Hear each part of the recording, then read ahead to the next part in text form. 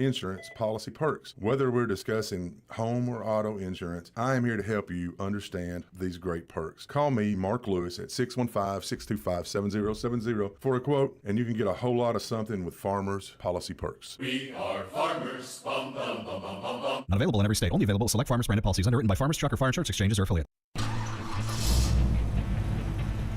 Dr. Automotive Auto Repair and Maintenance Mechanic Shop Garage provides car owners in Smyrna, Murfreesboro, Laverne, and the Middle Tennessee area with excellent auto repair services. Deep-rooted experience in serving both foreign and domestic automobiles allows for proper diagnosis in a timely manner. Check them out online at autorepairsmyrna.com, call them at 615-220-0971, or stop on in at 1205 Hazelwood Drive in Smyrna.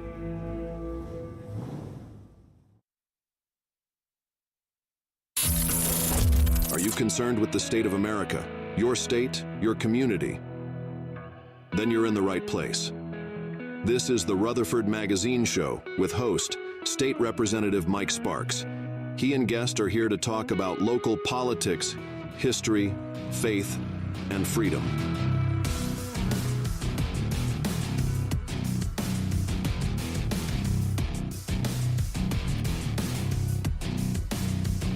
All right. This is the Rutherford Magazine Show. I'm your host, Mike Sparks. Hopefully got a big show tonight. Driving up here, Jeremy was telling me, our trusted intern here was telling me about an accident with a boy that was killed. Was it day before yesterday? I think it was yesterday. Yeah, right there by Bumpus. Yeah. Was it on 24? No, this is by the Harley Davidson dealership. Okay, there was a 5-car pileup yesterday on 24. Yeah, I seen him out there putting the cross up. It's sad. How old was he? He was probably no more than older than me, probably maybe like a year and some change or so. Yeah, it's sad. I went to high school with him. I wasn't like emotionally attached to him, but I knew him. I had a couple of classes with him. But it's sad. When I opened up Facebook this morning, I was drinking my coffee. I saw that somebody had died, and so a couple of my close friends were actually talking about it. I was like, who died? And they said it was this young man named by Dylan Wilson. I was like, oh, no, not Dylan. And so it was. I can only imagine what his family is going through right now. So just keep them in your thoughts and prayers and whatnot. I guess some bicyclists. One was hit and killed yesterday, and then the wreck I guess you're talking about. Yeah, it was on 24. It was a 5-car pileup. We sat there for an hour and a half, but there were 3 ambulances, so I know that it was pretty bad. You just never know. You never know it's your last day. You really don't. Well, here in a second we're going to talk with Republican women of Rutherford County, Karen Hudson and Marzie Woodward. Did I get it right? Is that good? Okay. That's a tough name to remember, though. It really is. How come you can't be like Mary Jones? You know what I'm saying? You want to call me Z? That'll work. Jane Doe. But I want to remind folks, the governor's state address is tomorrow, Monday night, 6 p.m.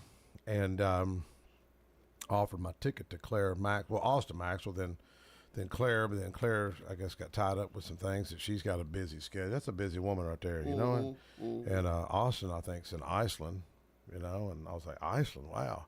I was telling her to tell Austin, my father was crash landed in a B-17 off the coast of Iceland. I remember him telling me that story. And he flew 24 bombing raids over Germany in B-17, and I remember him telling me they landed and they hit the water, and they were getting a raft out, and he said the guy that was he'd called a Red Cross trained swimmer, is the one that drowned. He fell in the water, and that water, I guess, is so cold. He said we never seen him after that. He was just gone. But the governor's state address is tomorrow. We had an interesting week at the state capitol. I usually don't talk that much politics really on here, but it was really interesting. Justin Jones, Justin sits behind me, and we have conversation. We get along, and he told me the other day he was going to bring a Choctaw up to the Capitol. I'm like, Choctaw? I'm like, what is he talking about? And he had an Indian lady, and she's in my district, do the prayer. Mm-hmm. And I'm like, oh, okay. Well, I'm not used to something like that, and I'm very respectful to other folks' religions, and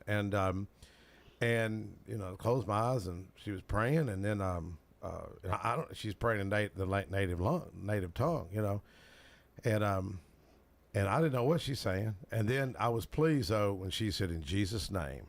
And then I was reminded years ago, I had an aunt growing up. She was Choctaw out of Oklahoma, and my dad thought the world of her. And my uncle had passed when I was in about the 8th grade.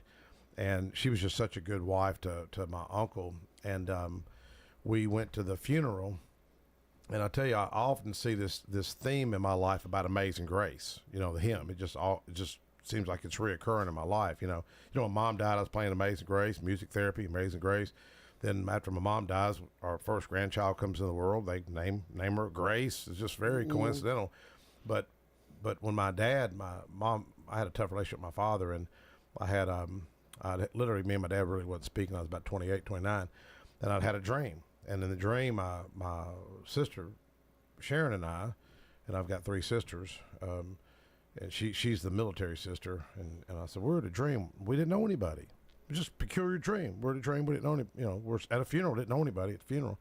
So then my aunt, the one that's Choctaw, passed away, and we went to the funeral, and I didn't share that on the house floor. I didn't share the dream, but I shared where we're at that funeral. We didn't know anybody because I didn't grow up around Oklahoma or nothing, and they were singing Amazing Grace in the native language, man, and it was cool. I mean, and so I shared it on the house floor because it was a very tense moment. People aren't used to somebody, praying in Indian language, but I thought it was really, really neat. And my sister said, is this your dream? I said, well, it was at the graveside service, So, dreams are real. They're biblical. I mean, most people aren't going to talk about them, because people look at you kind of cross-eyed, you know what I'm saying? But anyways, that's that reoccurring theme of Amazing Grace. Well, that your colleague, Representative Brian Terry, is Choctaw. Yeah, I seen him get in the picture with the lady, and Justin comes over and gets me, because the lady's my constituent, and he was introducing her to me, and, some of the members, naturally get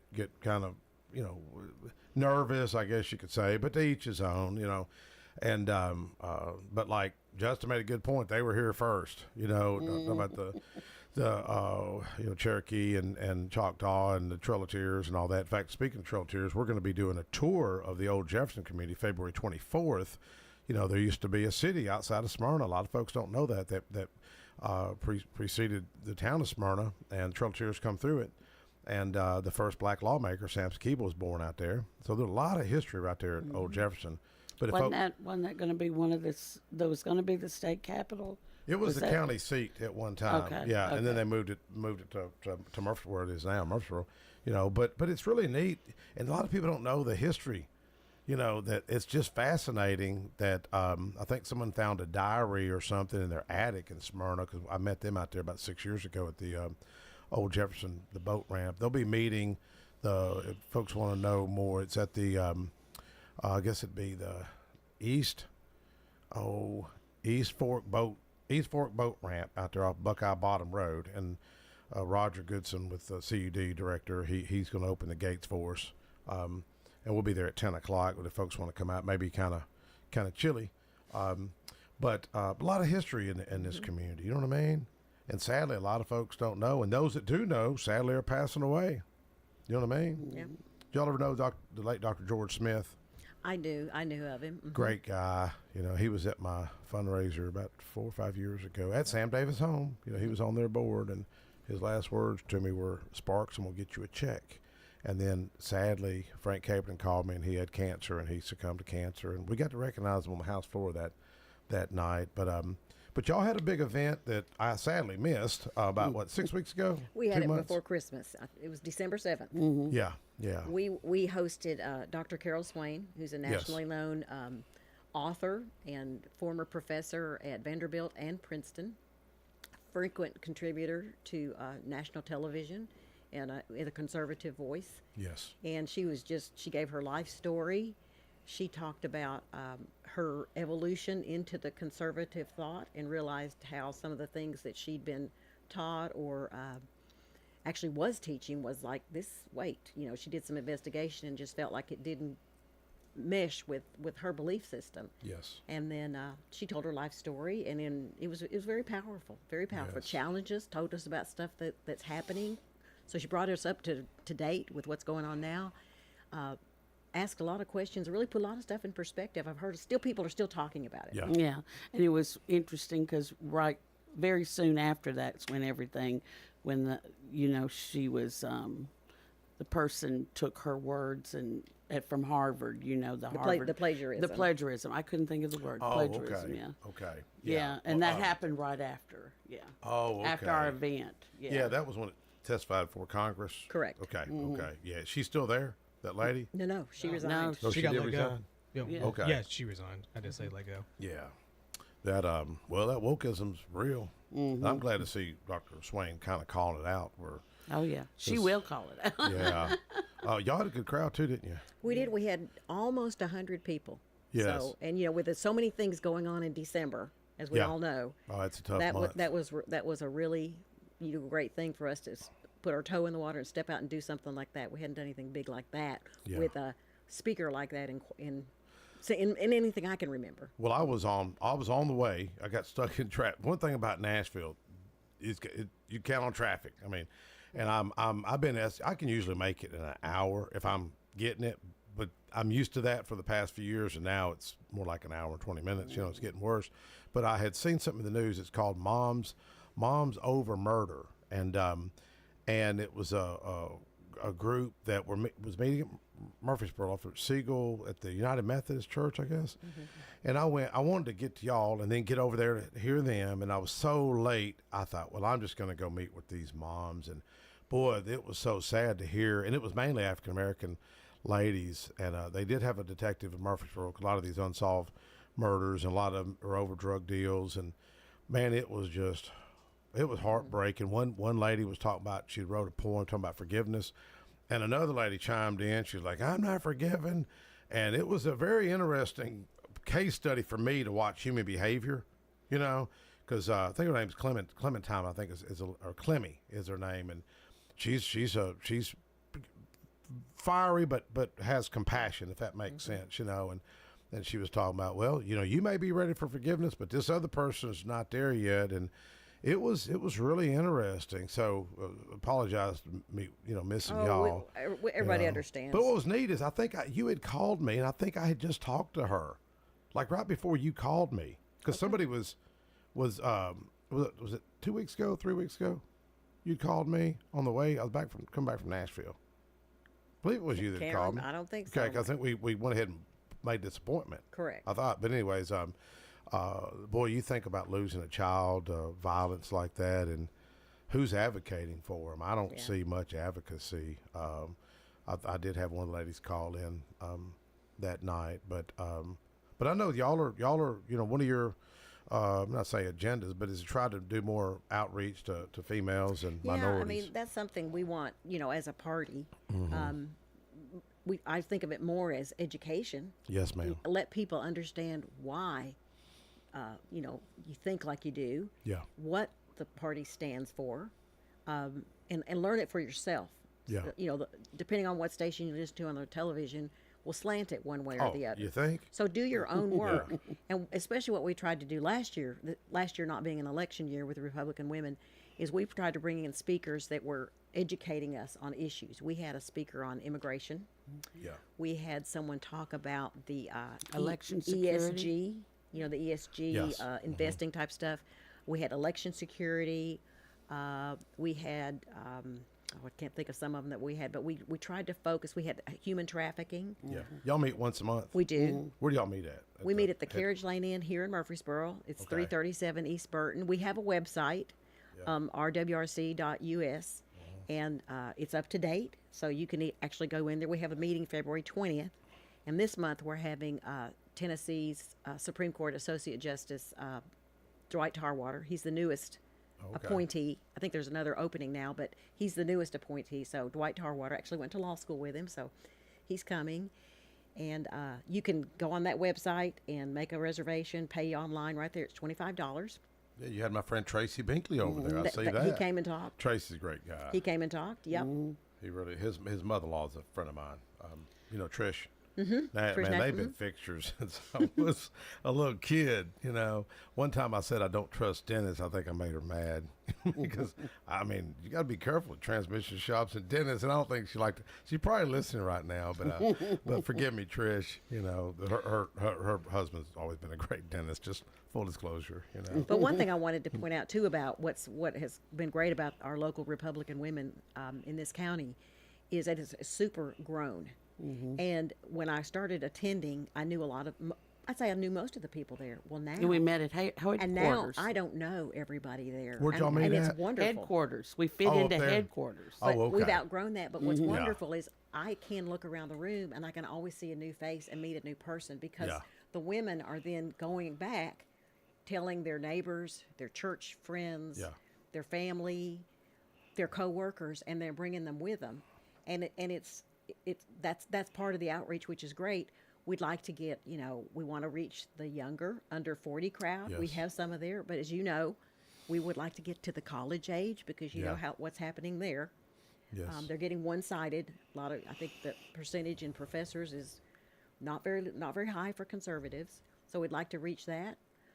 We'd like to talk to some of the, encourage our minority communities. I have minority friends, and we talk about things, and we have the same values. We've had Dr. Ming Wang come speak before, and he talked about a program he has called Common Ground, and he kind of had a chart, and he showed different issues that different groups of people think about, and it matched so much with the conservative Republican thought. And so there's such an opportunity there. Yeah. And you would have liked, like last month, we had a guy that came and he was a filmmaker and he talked about, he had a video, a documentary on I Am Israel.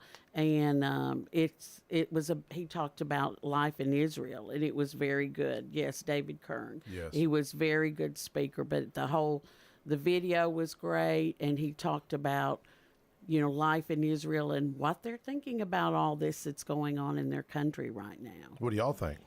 Well, let me tell you one thing he said, which I found interesting. He said that in Israel, the younger generation it was kind of the opposite from us. So the younger generation is conservative. Mm-hmm. Oh, wow. The younger people, whereas here we have more, like we just mentioned, the college students. The older people are the more liberal. Really? I did not know that. Mm-hmm. Well, the Jewish people, they're peculiar people. They really are. I was speaking of college. I've been back in school for years. I try to take a class. I'm taking media sales right now. I just finished digital media marketing, and I had an instructor mention Israel. Well, he didn't mention it really wasn't a positive light. I'm like, I need a grade. I need to get through this class. But then it was neat because it wasn't like he was putting down Israel, but he kind of took a different position. And I thought, man, I just, don't want to get in confrontation with the professor. But then he looked at me. He said, Sparks, what's your thoughts? Man, I got to start talking about my faith and talked about the Jewish people, return back to their homeland. And what I see is prophecy playing out. And I got to basically just talk to the students about faith, and one of them came up to me. It wasn't that same day, but she just told me, and she was from Nepal. She said, "Just want to let you know I've been studying Christianity." And another young girl told me that she sometimes is afraid to speak up in class about her faith. MTSU's always been kind to me. I've never felt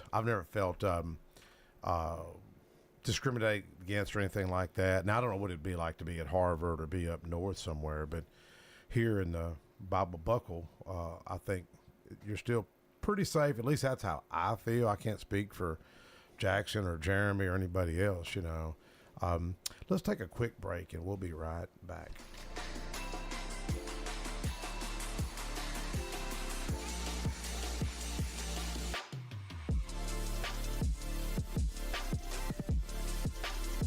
Most people know that their insurance can provide them with coverage for the many life's mishaps. But I can help you also unlock discounts, save money, and get benefits with Farmers Insurance policy perks. Whether we're discussing home or auto insurance, I am here to help you understand these great perks. Call me, Mark Lewis, at 615-625-7070 for a quote, and you can get a whole lot of something with Farmers policy perks. We are farmers. farmers. Bum, bum, bum, bum, bum, bum. Not available in every state. Only available at select Farmers branded policies underwritten by Farmers Truck or Fire Insurance Exchanges or affiliate. Mike and Felicia Sparks, owner of the Vanity Zone Salon, want to invite you to stop in for your next haircut or color. Their stylists Michelle, Tori, Tracy, Brandy, Sarah, and Gail offer the best creative cuts and color for all ages, for men and women. The Vanity Zone is located at 732 Nissan Drive in Smyrna, to the right of the Crystals Restaurant. To look and feel your best, visit the Vanity Zone Salon today. Call 615-355-1721 to book your next appointment. Hey, Middle Tennessee, it's Mark from the Safe House. And now the security riddle of the day. What's less secure than a fake safe from a big box or furniture store? Joe Biden's fake border policy, of course. But hey, there is good news. This time next year, Joe Biden will not be president. So drop by the Safe House and check out the largest selection of safes in the Southeast. Build a wall around your valuables with a safe from the Safe House. We have certified delivery crews to deliver and install your safe. Don't let a crackhead or illegal deliver your safe. With over 30 years in the safe business, the Safe House is the place to buy a safe in Tennessee. So go to NashvilleSafeHouse.com. Josh Moss with Affordable Heating and Cooling provides residential HVAC and duct cleaning services to the Middle Tennessee area. With more than 20 years of experience, Josh Moss and the AHC team provide 24/7 service and take care to ensure whatever work you need done is done in a professional, timely manner. Contact AHC at 615-745-1676. That's 615-745-1676. Or go to their website at affordableheatingandcoolingtn.com. My wife and I enjoy going by Yard Sale Inc. We usually go to both locations, the one in Smyrna as well as the one in Murfreesboro. A lot of times on Saturday mornings we stop by, and their inventory changes weekly, so you never know what you're going to see, and it's mostly open box. The name fits it. It's exactly that. It's a yard sale. If you don't totally agree with the price, the staff is always friendly and nice and willing to work with you. That's the Yard Sale Store in Smyrna at 111 Enon Springs Road West, in Murfreesboro at 204 South Front Street, and online at bestdealintown.com.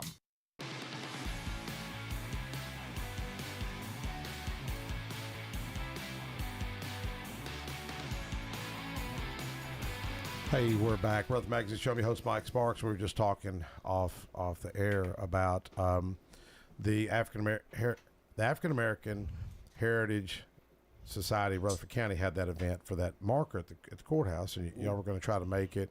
That was really cool. Angela Bink talking about weird coincidences, God wink moments, Amazing Grace. See, here's this reoccurrence right here. I was the guest speaker, and I had a nice little proclamation from the state of Tennessee from my delegation to honor the group. And sadly, a lot of the folks are passing away. Bo Washington was really involved, Dr. Smith and others, and Mary Watkins, just a sweetheart of a lady. And Angela, that does a show after me here tonight, I was going to speak after her, and it said song. So she gets up here and she started talking about the history of Amazing Grace with John Newton. See, I mentioned on the House floor about the Choctaw, singing Amazing Grace. And, John Newton was a former slave ship captain who God turned his life around, and then he influenced William Wilberforce, who was a British lawmaker who fought tirelessly to free the slaves 33 years before America did.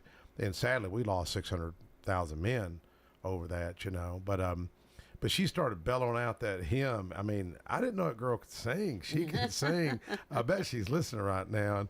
But anyways, it was, I call that confirmation. So I was talking about Amazing Grace and the music therapy angle, But I do think minority outreach is important. And I've told my party for years, we do a piss poor job of doing it. But my assistant, Marvin, he's African-American now. He's with the Office of the Courts. Got a big job now, AOC, Office of the Courts. I know. Yeah, he's over with the 3-judge panel. And I was talking to him a couple of years ago. I said, man, how do, Republicans reach the minorities better? And he said, show up. Just got to show up, So it sounds so simple, but just showing up, whether it's, it reminds me of being a pastor, which I don't know about being a pastor, but just somebody's sick, show up. There's an event, show up. You can't save the world, but just being there. Or being for a people. Christian. And I think also, yes, amen. Just regardless of what someone's race is, talking to people one-on-one, not lumping people into a group, just getting to really know someone. And then you can really share, well, that's what I think, or maybe I don't think that way, and then making them feel welcome and comfortable. Yeah. And it goes a long way. And just really, if you know of misconceptions, clearing them up when you can. To know that, the history of the Republican Party. Yes. Was a lot of folks don't know the history. Was very much. They don't. That the black race and the African American race was voting Republican. Yes. Yes. And I think people forget that. Yeah.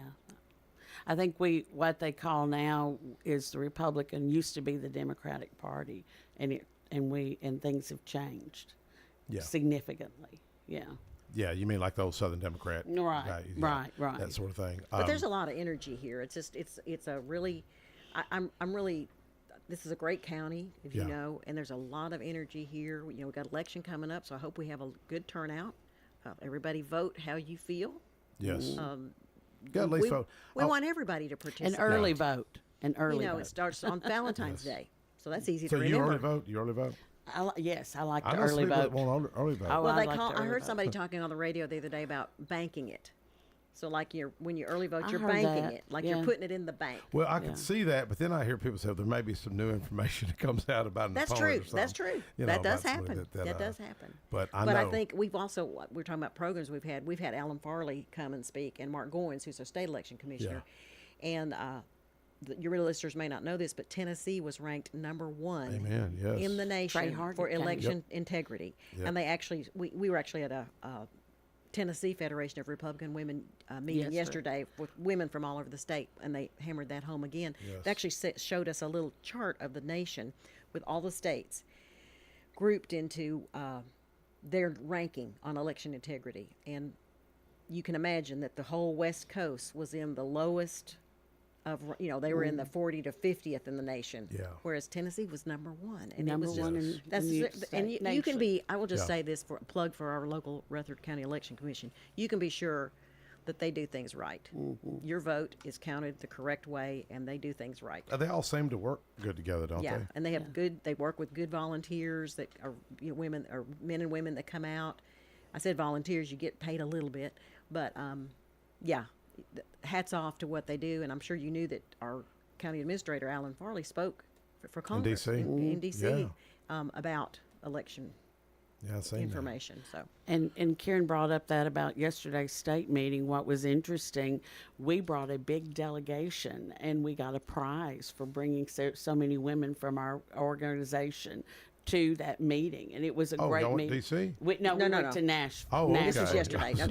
No, we had been to D.C. Yeah. It's like, wow. But we took a big delegation of women from our club to this state meeting, and everybody's excited, and that's what we need is excitement. Well, it mattered. I was talking to a girl at the credit union the other day, and I'm gonna mention her name. Hope I don't get in trouble. Jessica Vila at Heritage South Credit Union Smyrna. And we were talking about elections and the state of America. She was really disappointed, and she acts like her vote doesn't count. I said, man, I'm telling you, I watched a tie vote in Smyrna years ago. It was James Yates and Clyde Jones, and it was a tie. And I said, let me tell you, you tell that to Clyde that vote doesn't matter, because James ended up winning. They had another runoff, and James won. But do you remember several years ago? It was for it was our congressional representative, the seat that Scott Desjardins has now. There were 2 people running for it, and the person, I think it was the primary, lost the primary by, I think it was 7 or 17 votes, something like that. Is that the Jim Tracy race? Mm-hmm. Yeah, it was real close. Kent Coleman, my predecessor, before I run, it was real close. That was like 34 votes. So they do count. It does count. Yeah. And I mean, it would be hard. I mean, I couldn't imagine losing an election, because it's a lot of work knocking on them doors. I lost 25 pounds 4 years ago. You speak about losing elections. When my oldest one was in the 6th grade, I think, they were doing a class election for president of the class, vice president, and each class won. So she had her little stickers and all the things that you could do, and they had the election. She said, I think I'm going to win. These different. She said all these different. She starts naming. There's about 20 something kids in the class. This one's going to vote for me. This one. So she comes home, and I said, well, how'd it go? She lost. Oh. I said, what happened? She goes, I said, you can't ever be sure. What happened was all the boys voted for the boys, and all the girls voted for the girls. And she said, but they told me they would. I said, you never know till it happens. Then we went to Cracker Barrel to eat. We were talking about something, and I remember those little birds that would talk and would imitate what you said. She had them doing somebody that we had worked for in an election. They did not win their race, and she said, well, now I know how John Doe feels, which is not the same thing. You lose the sixth grade president election versus you lost an election for Congress. But it was cute. She got early education on it doesn't count until we've got one. People tell you anything. Go in and vote. I think Chairman Powers is his name, and he ran for state house 3 times and lost. No, I think he won his 3rd time. Oh, wow. Abraham Lincoln. Lincoln lost what? Oh, he lost. Yes, he lost quite a. I 6 can't remember. times? Yeah, before he ever was elected. Yeah. So perseverance. He knew he had something to say. Well, you learn. You get better each time, and you don't always get that the first time out. It is kind of funny though. I'm sure there's millions of studies on why people vote, all that kind of stuff. But I remember when I was old enough to vote, 18 years old. I walk into my polling place. I'm all excited, and I knew who I was going to vote for. But then there was some, I don't know if they still have these now, but they had constables in my community. Okay. Didn't even know really what they did, but there was a man standing outside with a card, like, would you vote for me? And I looked at his card, and his name was Gunsmoke Bingerman. I'll never forget it. For real? I thought, what a cool name. What a name. So I go in, and I vote for Gunsmoke Bingerman for constable because I thought it was a cool name. So but I had no idea there was even a constable race. I knew about the other races, which I don't know if it was governor or whatever it was. I knew what I was going to do, but I said, oh, that's interesting. Well, my husband and I take voting very seriously, and we take all those ads that are sent. We watch any debates and all that before we go, and we know who we're going to vote for beforehand. But early voting is important to me because if I got sick and I wasn't able to vote that day, it would upset me if I didn't get my vote in. Yes. Well, I lost early voting one time when I first ran for county commission, but then I won the voting day results. And I think what I've always heard is the older people will vote on election day. Have you heard that? That's what. And then 4 years ago, I lost early voting. I mean, I'm driving down the road, my phone went dead, and I'm driving to the house, and it was a primary, and I hear WGNS report, Sparks down 14 votes. And I was like, oh no, and so I get to the house, and my wife, she was just shook up, and I had a couple people there, and I just said, hey, let's pray. I mean, I believe in the power of prayer. I've seen it happen too many times, and I just prayed, and my wife was crying, and I said, oh, if this is what the Lord wants is this His will? I'm good with it, And we prayed, and I had my eyes closed, and I looked up the TV screen. I was up 95 votes, and then people started calling me. Donna Barrett called, hey, congratulations. A couple mayors called me. I mean, it went from like, oh, doom and gloom, you're out, and all of a sudden, boom. So, if the Lord's for you, who can be against you? That's true. That is true. And but it does matter. It matters who wins. I think we've got the right ideas. Sometimes I get upset with my own party. I'll be honest with you. Sure. It's like I said, it's not Democrats that have killed my great bills. It's Republicans, And sometimes it's lobbyists. I mean, I've got a bunch of powerful lobbyists working against the mental health bill that I've got right now. And but we're going to pass the bill. It may take if it ain't this year, we're going to move the needle forward. But mental health is a serious issue. Not just in Middle Tennessee, but across this nation. We actually had, when you bring that up, we actually had Commissioner Brad Turner mm-hmm. come and speak to us. And that was a very well-received program. Very, lots of good questions, lots of give and take at that meeting. Have you ever met his mom, dad? I have not. Sweet people. They get their hair cut at our salon, and my wife and her are real close. But Brad's doing a good job, and he's the right person for that job. Yeah, he has a lot of passion for it. Yes, and he's a good example of folks that have went through hardships. And then God's got a plan for them. Yeah. Yeah. I mean, you've seen that adversity builds character, Sure does. Well, and another good speaker we had was Michael Patrick Leahy. I was just thinking, and you want to talk about being afraid after you listen to him about if we don't work together as a party, we're gonna have some issues, and I think it's all the way up to the nation that we've got. There's got to be people working together locally and on up the food chain.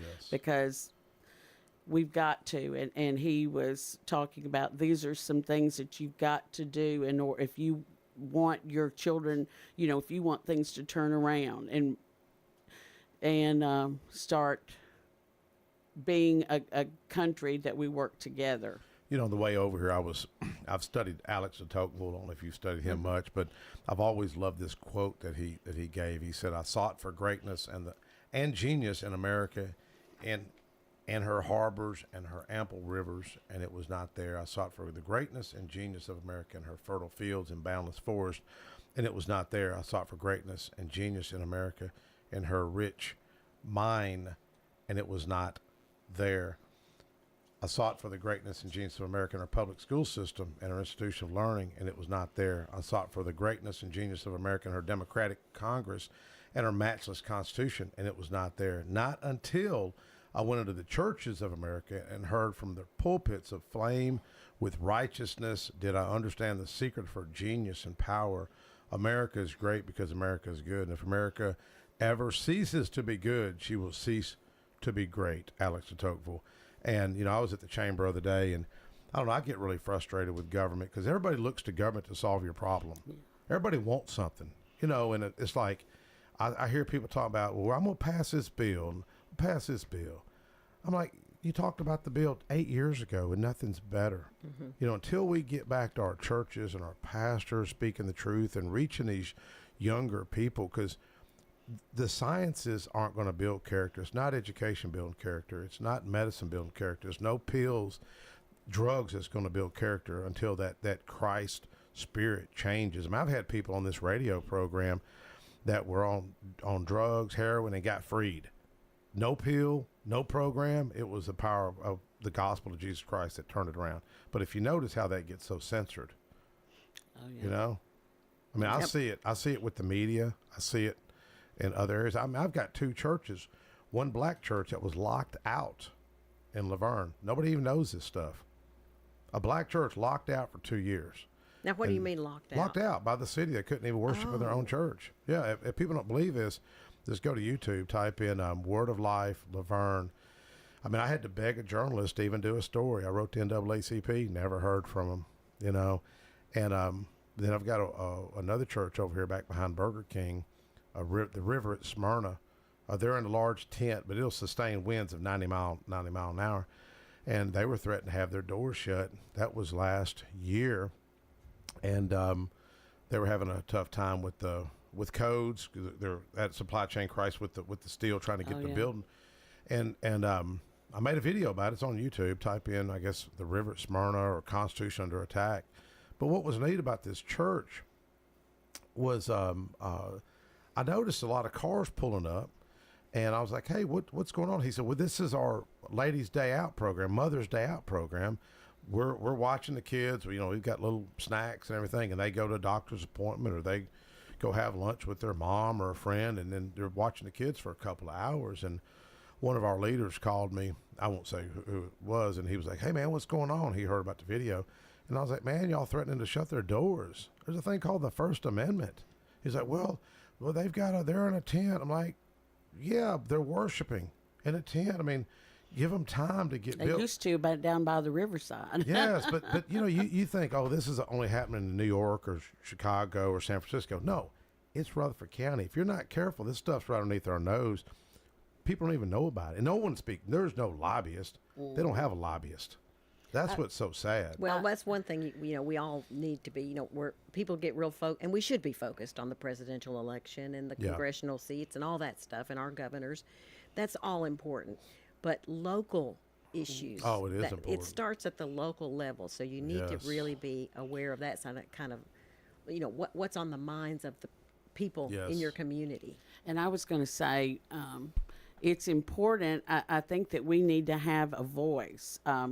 We need to share our voice because the other side, I am sad to say, shares their voice quite often, and we forget to let our voice be heard. And we've got to stand up and work together locally, state level, whatever it needs to Yes. be. We're not doing that. And I enjoyed your chili supper when I went to that and Yeah. got to see quite a few of the legislators there. Yeah, and, what a good and crowd. it was a really good crowd. Yeah. How many people you reckon we had? Remember, we started with the prayer breakfast that morning. Oh, I know. I don't know. There was a lot when I was there We had for about the 200 chili. folks. Yeah, it must have been. It And was- it was cold. It was good. Well, that's why you That's need why you chili. had chili. That's why we had chili. And it was, and some of it I understand was pretty hot We had about chili. 24, 25 pots that came. yeah. You know, but you know what's so neat about doing the chili cook-off is, one, people bring the food, so I don't have to buy food. You know, that's the method of my madness there. But you know, people get so tore up if they don't win. I mean, I Oh, got really? guys. Brian Frank, he does a Bible study with us at Hope Fellowship, and I think he won like a place in a national contest, and then it was who else placed? Terry Caudale was there, or Terry Caudale, and he didn't win, but I think their chili. My wife said if she'd have been a judge, they would have won. But it's so neat because what you think's great may not be that. Somebody else may think That's true. it's not that good, but we had a lot of folks participate, and but we started off with a prayer breakfast that morning at Sam Davis' home, and I tell you what almost got me choked up. My principal came, Oh, wow. Mr. Rakes on the walker. Oh, Mr. Rakes came. You know Mr. Rakes? I taught at Smyrna. Oh, did you really? Smyrna High School, yeah. Oh, Terry Fan, the new judge, he came, and that's Mr. Rakes' son-in-law. Oh, okay. You know? Okay. And it was neat because one of the things we talk about in our Bible study, this men's group, is the lack of, is mentors to young people and lack of fathers. I think that's one reason we see such a rise in crime and gang activity and other things. But he I've talked on the radio many times. He busted my tail a couple of times, but I always remember what he'd done to me though. He come up to me in the hallway one day, and I was a senior, and he put his arm around me. He says, "Mike, I've always heard you're a very polite young man." And those high school years are tough years, but I was always polite. My dad was military, but that always meant a lot to me. What do you think about capital punishment with paddling, spanking, and all that? What do you think? What do I Or think? court punishment. I think okay.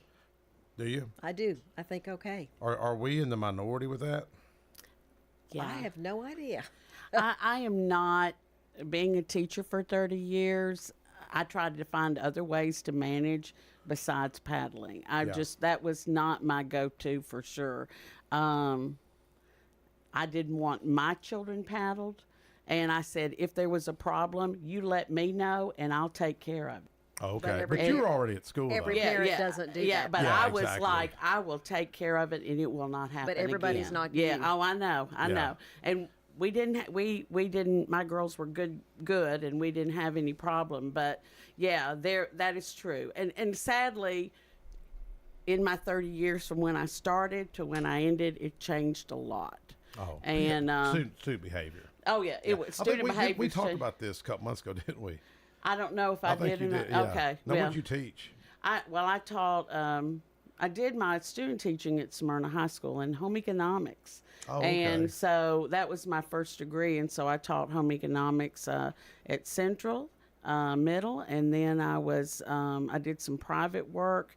And I taught at David Urey I in went to David Smyrna. Urey. Oh, did you go to David Urey? Don Odom paddled me. Oh, Yeah, I got paddled with Don Odom too. oh boy, I would not want to be paddled by Don He's Odom. such a nice Yeah, guy. he is a very nice But see, guy. look, he was Mike my ended up in the state I legislature. know, so Yeah, that is paddled true. him up. It just changed him Well, around. I got paddled for yawning one time. Oh. I did. This teacher. I really got along when I was in 7th grade, and I noticed if I yawned, she'd yawn. And you ever seen people do that? Oh, yeah, And I yeah. just would do it on purpose. And she told me, she said, if you yawn again, I'm gonna bust your tail. And I didn't believe her, and I yawned again. And she said, get out here. And I couldn't believe, because I was like her. I won't say I was her pet. I was kind of like her pet in a sense. And man, she lit me up. I couldn't believe it. I thought, man, she's so shook up over yawning. Yeah. You know? Well, I had a teacher, and this is why I have the way I am, who if one child behaved, everybody in the classroom got paddled. Misbehaved. One child misbehaved. Okay. Misbehaved. I should have said Like, what misbehaved. kind of teacher was that? Yeah. One child misbehaved, we all got paddled. And I was just like, I Man. cannot handle that. Yeah, it was not good. And she would paddle you in the hand. Really? And it would, oh my stars, it hurt. Yeah. My pinky for a long You time know, did not Miss work. Paula Barnes, remember Miss Barnes? I know, Paula. She paddled me too, you know, Yeah. in 7th grade. What in She's the world, a sweetheart, Mike? though. She's always been a sweetheart, and I don't know what we done, and she busted our tails. You know, my wife even got paddled by Mr. Rakes, and one of my sons got paddled by Mr. Rakes. It was like a badge of honor to get paddled by Mr. But so look Rakes. how y'all have turned Yeah. out. Yeah, you know, I was at our high school reunion about 4 years ago, and I'm not, I don't drink, I'm no party or nothing, and I don't have no dance moves, so I'm not up there dancing everybody. So I hung out with Mr. Rakes and I offered him I said, I'll give you $100 for that paddle, and he goes, nah. I said, man, I'll give you $1,000 for it. He says, nope. He wouldn't take. I offered him $1,000 for it. But I was going to hang it in my office at the Capitol, and he wouldn't take it. This is what made me the man I am, right? Well, I do believe in discipline. I was around a lot of these I World War believe II in guys. discipline. I believe in discipline. But Believe me. I hear more complaints about childhood behavior now from teachers than ever. Let's take a quick break. We'll be right back.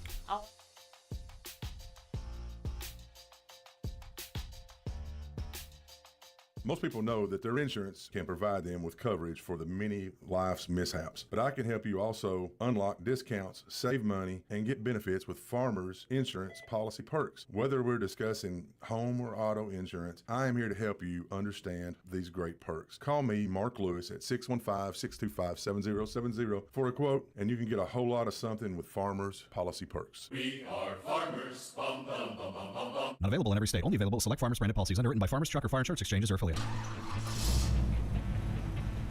Dr. Automotive Auto Repair and Maintenance Mechanic Shop Garage provides car owners in Smyrna, Murfreesboro, Laverne, and the Middle Tennessee area with excellent auto repair services. Deep-rooted experience in serving both foreign and domestic automobiles allows for proper diagnosis in a timely manner. Check them out online at autorepairsmyrna.com, call them at 615-220-0971, or stop on in at 1205 Hazelwood Drive in Smyrna. Josh Moss with Affordable Heating and Cooling provides residential HVAC and duct cleaning services to the Middle Tennessee area. With more than 20 years of experience, Josh Moss and the AHC team provide 24/7 service and take care to ensure whatever work you need done is done in a professional, timely manner. Contact AHC at 615-745-1676. That's 615-745-1676. Or go to their website at affordableheatingandcoolingtn.com. My wife and I enjoy going by Yard Sale Inc. We usually go to both locations, the one in Smyrna as well as the one in Murfreesboro. A lot of times on Saturday mornings we stop by, and their inventory changes weekly, so you never know what you're going to see, and it's mostly open box. The name fits it. It's exactly that. It's a yard sale. If you don't totally agree with the price, the staff is always friendly and nice and willing to work with you. That's the Yard Sale Store in Smyrna at 111 Enon Springs Road West, in Murfreesboro at 204 South Front Street, and online at bestdealintown.com. Hey, Middle Tennessee, it's Mark from the Safe House. And now the security riddle of the day. What's less secure than a fake safe from a big box or furniture store? Joe Biden's fake border policy, of course. But hey, there is good news. This time next year, Joe Biden will not be president. So drop by the Safe House and check out the largest selection of safes in the Southeast. Build a wall around your valuables with a safe from the Safe House. We have certified delivery crews to deliver and install your safe. Don't let a crackhead or illegal deliver your safe. With over 30 years in the safe business, the Safe House is the place to buy a safe in Tennessee. So go to NashvilleSafeHouse.com.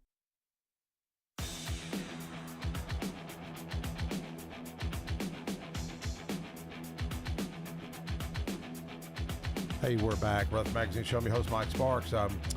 Rutherford County Women, Karen Hudson, and Marzie Woodward.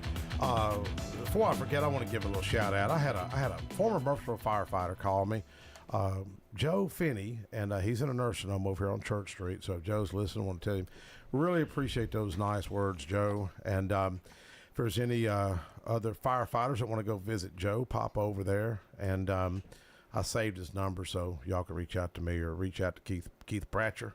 Y'all know Keith? Yeah, Keith's a good friend of mine. He retired after 34 years. I got him on video. Go to YouTube, type in Murfreesboro firefighters, Keith Pratcher. I got him on his very last day of being a firefighter. Oh, I had to do a project for school, and I thought, that dude's like retiring. I thought, man, that'd be good. So Joe Finney, if you're listening, appreciate your phone call. He said he's a firefighter from 1960 to 2000 and was it 2010? No, 2000. He retired after 40 years. But you mentioned it at break, Latinos Tennessee. Yeah, in March, I was just going to let the listeners know that in March, some of our upcoming meetings in March, we're going to have representatives from Latinos for Tennessee. Yeah. A couple, Lizette Lopez is a member of our Yes, club, she's a sweetheart. and Jennifer Perez. And so we actually were going to have them in January, but the date was the same night they were doing a reception for you guys, the state legislature, which I think they might have canceled it 'cause it was January 16th. Yeah, okay. That was the week we had the Snowmageddon. Yeah. I was there. I was there a couple of years ago, and they were handing out books, and it was Joe Biden's accomplishments, and I picked up a book, and I hadn't opened it, and the governor come walking in, so I got talking to the governor, and I said, "Here, governor, you can have my book." And somebody says, "Have you looked at that book?" And I was like, "No," and opened it up, and it was like zero, nothing there, and the governor was laughing. But Tommy Vallejos, Raul Lopez, Joshua Rosales, France Rosales, all great folks. And she's on the school board. Lizette Lopez, she was on with, I met her at Christian Chamber of Commerce, and we did a show with Cubans because her mother is Cuban descent. And I was on the way up here to the station, and I really hadn't prepared anything. And I thought to myself, I don't know anything about Cuba, don't know anything about Cubans. And it was like something told me, go to YouTube, pull up Ronald Reagan's A Time for Choosing speech. And he talked about a Cuban man he met with, who I think is Ted Cruz's father, who I've met, Rafael Cruz, met at the state capitol. And passionate guy. I think he's the one that left Cuba. He is, yeah. And he's I think a congressman tells him, "You're so fortunate that you escaped Cuba. You went to America." And he says, "Yeah, I'm fortunate because I had somewhere to go. You have nowhere to go." So I played that speech because we met up here at that little Empanada Sonata restaurant, and I played Reagan's speech. There's a couple of young Cuban young ladies there, like in school, 14, 15. And I tell you, I thought they were going to start crying. And what was so cool, the Cuban guy, he had a lot of broken English. He said, we ought to do a protester exchange program. People that want to leave Cuba, let them come over here for 6 months. And people that don't like America, let them go to Cuba for 6 months. I thought that was just awesome, Yeah. They'll have a wake-up call. We're going to have them. We're going to have them come in March, and I think that'll be real good because we're going to do a lot of partnering. In April, we're going to hear from one of your colleagues, Robert Stevens. He's with the newest legislator, so he's going to speak with us. Later on, we're going to have a young lady named Ava Jolly. She is finishing her freshman year at Hillsdale College. Oh, wow. It's a conservative school in Michigan, and she's going to come and tell us about that. You know the little Hannah Faulkner. Do you know her? She knows Riley Gaines real well. She was on the radio with me. She's just, I think, 16. And she's with, what's the name of that group? Freedom for America or something like that group. And Turning Point. I think Turning Point. Yeah. Oh, thank you. And man, I'm talking a little rock star. This girl is so articulate, sharp. She'll probably be running for Congress or something in the next few years. And she's homeschooled. We need more of more young people like that. Yeah. Well, what do you think about our school system? I mean, being overcrowded. Then we've got. I've heard. I don't know if it's true. I heard there's 6 busloads of migrants that came into our county. I can't verify that, but I've heard that. We were supposed to be over 600 in Middle Tennessee. Well, I mean, I think we had an influx of 700 new students, and my heart goes out to the county commission. I don't know how they're going to fund it. I know Joe Carr is doing his due diligence to try to find funding. It's worrisome having this open border. Fentanyl. I've had 2 fentanyl deaths in my community. I had to preach one of them's funeral. With the other fentanyl death, my wife knows the mother. The mother called my wife and told her she found her son dead at 1 a.m. And in fact, the mother from the boy I did the funeral, she called me just yesterday. And man, could you imagine losing a child? No. Something that's senseless. That people are literally bringing poison across the border. Do you see Metro had that big drug bust? I think they confiscated 120,000 fentanyl laced pills. So hats off to Metro Police, DEA. Yep. You know, it's really worrisome. You know, it is. Yeah. Now you grew up in East Tennessee, you say? I did. In what part? Kingston, Roane County. Did y'all moonshine, all that kind of stuff out there? Y'all don't? No, I think her my dad daddy was a my military daddy too. was a West Pointer. Oh, was he? And he came, ended up working. He was working at the nuclear facility, in Oak Oh, Ridge, really? which a lot of people in our community work there, or at TVA. Well, WD worked at Oak Ridge too. So yeah. Well, we all have this, I guess, false narrative of East Tennessee. That everybody's moonshine and all. I was when I first got to Nashville, we were at a big caucus meeting, and this when I first got up there, and there's about 65 of us, 66 of us, and I heard Jeremy Faison and Frank Nicely, and Frank is a hoot. You need to have him come out and speak. And they were talking about this big cockfight that had a big bus that was out there, and I thought they were just cutting up, and I'm not used to hearing that kind of stuff. And they said, yeah, did you hear about Bubba? And I said, Bubba was leaving the cockfight. His wife wanted to get home, and he was leaving the cockfight, and these, black SUVs are coming to the cockfight and Crown Vics, and he thought, oh, somebody important coming to town. So he turned back around, went back to cockfight. It was a big major bust, and he got busted. But what Faison and Frank Nicely was saying, their point was that cost the taxpayers like $250,000 for that raid over chickens. Now the other side will say, well, there's drugs and everything else that's going on, but their point is, there's other issues out there to go, especially with the fentanyl like it is now. But that's been 13 years ago. But I was shocked when I heard them talking about, cockfight, and they were just so serious. Like us talking about a Oakland's football game or something That going on happens happens over a lot. It used to happen over in Newport, state line, That's North where Carolina. he's from. It's way far over there. Yeah, my stepdad was a state investigator for 25 years, Board of Pharmacy, and I remember him telling me he didn't like to go to Cock County. You heard stories, Cock County? Faison said there are really nice people out there. That's what I'm he sure said. there are. My dad always said there's nice people everywhere you go. I had a boy that worked for me at one time, and a couple of years ago, and he was from Cock County. I said, "What's the people like?" That, oh man, they're just so nice. I said, "What would happen if I drove out there and I had a flat tire?" He said, "Oh, they'd fix your tire. They'd help you." And I said, "What if I left my car overnight?" He said, "Oh, they'd steal your wheels and tires." And he was just so serious, And then he started telling me some other things. I was like, "Dude, don't tell nobody what you just told me." And I guess it's just a way of life for some people out there. Yeah. And Faison's a great guy. He may be listening because I tagged him on this show. Do you know Jeremy? I don't. Jeremy's a good guy. He's got he puts on a big front like a tough guy, but he's really got a heart for people. Heart for people that's went through addiction, heart for people that's been incarcerated, and I think that's one thing that the Republican Party's got to work on is the messaging. You got to start looking a little bit more, being more compassionate many times. I was going to say, and I think we are, but we need it to be known. We need to publish it, basically. Yes. We need to had it be known.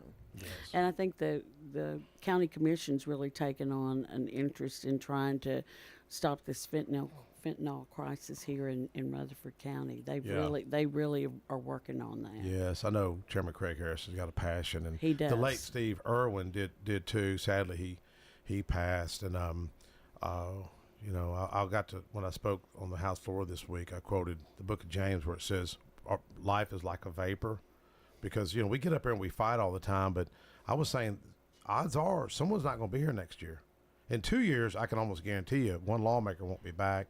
5 years, I can promise you maybe 2. I've seen a lot of people pass away, and I see a lot of fighting, and it's like, man, let's move forward with problems that we can try to find solutions and Well, solve I just these always think about problems. what do we have? We have more in common Yes. than we That's don't. true. We do. is We have true. more in common than we don't, and let's Well, the media work don't- on that. The media doesn't like that kind of stuff. They like Yeah. they like the drama, They like the drama. In our last minute or two, we'll give you all the final words. Well, first off, I want to encourage the citizens to vote. Yes. We got an election coming up February 14th, and sometimes we have a low turnout, so I want you to get out there and vote. Yes. And also come, women and men too, come to our Republican women meeting on the 20th of February. All right. Thank y'all. Thank you, Jackson. Thank you, Jeremy. We'll see y'all next week.